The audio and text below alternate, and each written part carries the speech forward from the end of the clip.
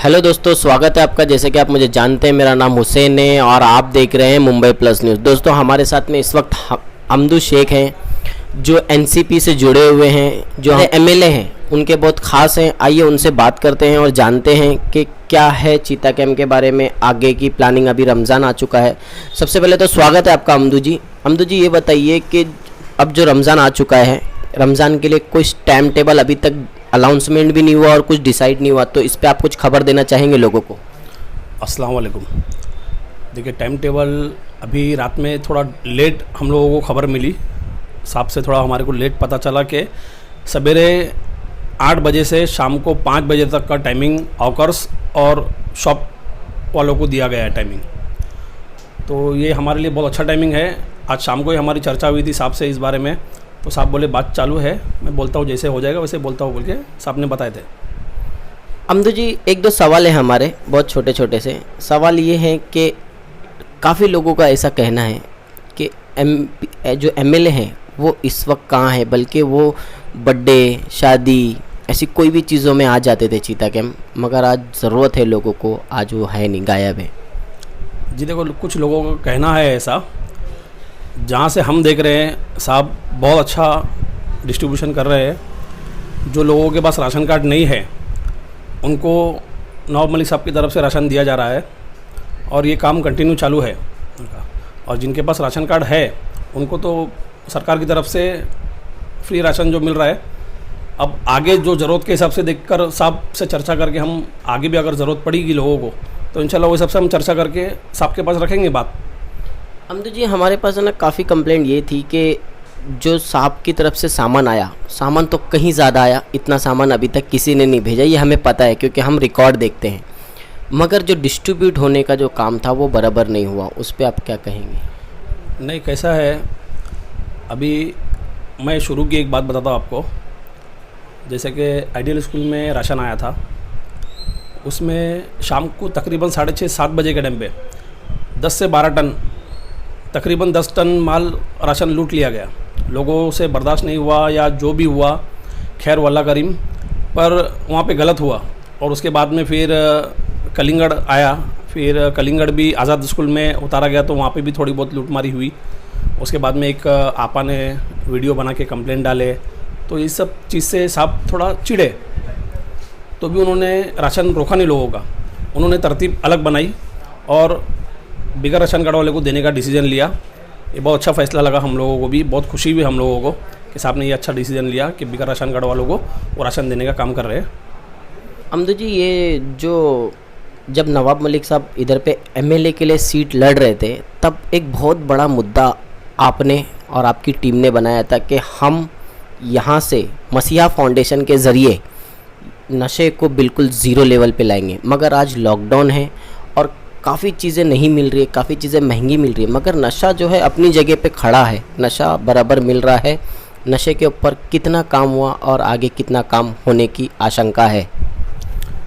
देखिए, ऐसा है, अब ये समय लॉकडाउन का चल रहा है, तो हमें लोगों तक राशन कैसे पहुंचाए और खाना कैसे पहुंचाए, हम इस पे ज़्यादा फोकस कर रहे हैं। जैसे अगर ये लॉकडाउन ख़त्म हो जाएगा इंशाल्लाह, तो उस चीज़ पे फोकस करेंगे हम इंशाल्लाह। ओके, शुक्रिया। ये बताइए कि एक दिन में कितना राशन नवाब मलिक साहब की तरफ से आप लोग, आपकी टीम कितना राशन बांट देती है और कितना जो पार्सल आता है, जो तैयार खाना होता है, वो कितना आ जाता है? देखिए, पार्सल जो खाना आ रहा है वो बीएमसी की तरफ से आ रहा है, ठीक। और जो राशन आ रहा है वो तो उसमें तो मैं नहीं बैठता हूँ, क्योंकि वहाँ पे हमारे बड़े बड़े लोग बैठे हैं। बंदेशा भाई है, सिराज भाई है, मुख्तार भाई है, ऐसे हमारे बड़े जिम्मेदार लोग वहाँ पे बैठे हैं एनसीपी के। तो हम दूसरे काम में लगे हैं कि खाना कहाँ कहाँ तक पहुँचना है और कहाँ पहुँच रहा है, कहाँ नहीं पहुँच रहा है, तो हम इस पे ध्यान दे रहे हैं। एक और सवाल था जो काफ़ी लोगों ने मुझसे किया था आज दिन भर में, कि पुलिस जो है एक डायलिसिस पेशेंट होता है उसको जाने नहीं दे रही है, कोई प्रेग्नेंट औरत है तो उसके साथ में उनके आदमी को जाने नहीं दे रही है। इसके ऊपर काफ़ी लोगों ने हमें कंप्लेंट की, तो इसके ऊपर कुछ काम करेंगे आप? देखिए, अगर डायलिसिस पेशेंट है उनको नहीं जाने दिया जा रहा है तो वो उनसे हम यही कहेंगे कि हमसे संपर्क करें, इंशाल्लाह हम उनको हॉस्पिटल तक पहुंचाने का काम करेंगे। कैसा है, अभी कुछ लोग मतलब पुलिस जो आईडी बना के दे रहे हैं एसेंशियल सर्विस के लिए या दवाखाने के लिए, तो कुछ लोग उसका गलत फ़ायदा उठा रहे हैं। तो इस वजह से पुलिस लोग हर किसी को शक के नज़र से देख रहे हैं, इस वजह से कुछ लोगों को तकलीफ आ रही है बस। एक जो न्यूज़ चैनल के ऊपर आप लोगों ने एक कंप्लेंट दर्ज की थी, आपने एक वीडियो बनाया था, और ऐसा हमें लग रहा है कि कहीं ना कहीं आपका जो है पर्सनल दुश्मनी नज़र आ रही है इस पर। नहीं, देखिए हमारी कोई पर्सनल दुश्मनी नहीं है उनसे। ये न्यूज़ चैनल वाले का काम है कि लोगों तक मैसेज पहुंचाना। जैसे कि अभी बीच में हम देख रहे थे कि काफ़ी जो गरीब है उनको खाना नहीं मिल रहा था, तो वो सब मैसेज पहुंचाने का काम कर रहे थे उनके चैनल के ज़रिए। तो हमें देख के खुशी हो रही थी वो कि लोगों तक मैसेज पहुंच रहा है, जो जिनके पास नहीं है उनका मैसेज पहुंच रहा है।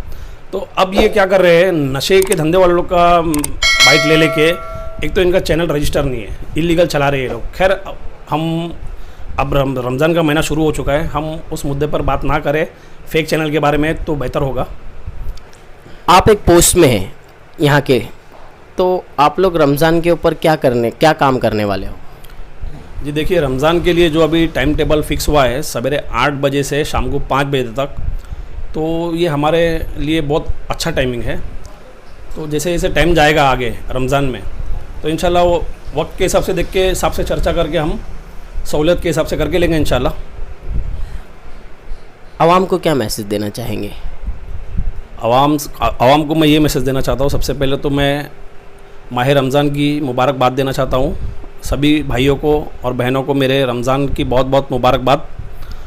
और लोगों से मेरी ये अपील है कि घर से बेवजह बाहर ना निकले, अपने ख़रीदारी के लिए ही सुबह 8 बजे से शाम को 5 बजे तक का जो टाइम दिया है उसी टाइमिंग के बीच में आए जाए अपने ज़रूरत की चीज़ें लेने कर। और बच्चे को बिल्कुल बाहर नहीं आने दें और बूढ़ों को बिल्कुल भी बाहर ना आने दें। और जितना हो सके मार्केट से जो हम चीज़ ख़रीद रहे हैं, अगर वो चीज़ को धो सकते हैं हम, तो उस चीज़ को धोकर अच्छे से मतलब अपने घर पे सेफ्टी जाओ। क्योंकि हमारे चिता कैंप में अब तक कोई बीमारी नहीं आई है अल्हम्दुलिल्लाह। 3 जो सस्पेक्टेड है तो उनकी फैमिली अभी है वहाँ पे, इंशाल्लाह हमें उम्मीद है कि उनका भी रिपोर्ट नेगेटिव आएगा। तो अब तक तो खतरे की घंटी नहीं है। तो कभी ऐसा ना हो जाए कि बाहर से कोई सामान आए और हम ख़रीदारी करके अपने घर पर लेके चले जाए अपनी बेफिक्री से, तो ये बहुत गलत होगा। हमारी एक की गलती से हमारे घर के लोगों को और हमारे समाज के लोगों को सभी को खतरा हो सकता है। तो इस चीज़ से बचे, इस चीज़ का बहुत ज़्यादा ध्यान रखें। अस्सलाम वालेकुम। जैसे कि देखा दोस्तों, आपने हमारे साथ में अमदू शेख थे। ज़्यादातर हमारे जो सवाल थे उनके जवाब देने की कोशिश की। दोस्तों आगे और जो कुछ अपडेट आते हैं तो हम इनसे संपर्क में हैं, इनसे कांटेक्ट करते हैं। अगर कोई नया GR आता है हमारे चीता कैंप के लिए तो हम आप तक ज़रूर पहुंचाने का काम करेंगे। शुक्रिया दोस्तों हमारा न्यूज़ चैनल देखने के लिए। कैमरा पर्सन है कादर हुसैन, वैसे तो आप मुझे जानते ही हैं, मेरा नाम हुसैन है।